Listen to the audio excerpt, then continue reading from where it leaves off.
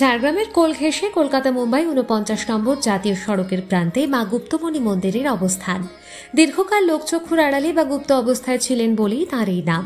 তবে স্থানীয়দের কাছে দেবী পরিচিত বনদুর্গা বা বনদেবী রূপে।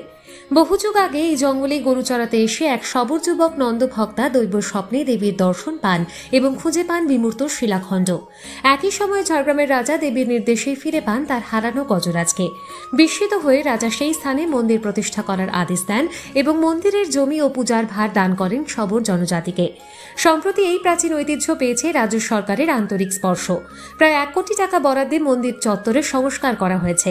স্থাপত্যে এসেছে নতুন রূপ, তৈরি হয়েছে অতিথিশালা, শৌচাগার এবং পার্কিং এর সুবিধা। যদিও মূল আরাধনা আজও সেই বিমূর্ত শিলাখণ্ডেই হয়, তবে এখন তার পাশে স্থাপিত হয়েছে দেবী দুর্গার এক শ্বেত পাথরের বিগ্রহ। এই উন্নয়ন মূলবাসী পোষিত এই বিরল ঐতিহ্যকে সংরক্ষণ করে পর্যটন মানচিত্রে তাকে গুরুত্বপূর্ণ স্থান দেবে তা নিঃসন্দেহে বলাই যায়।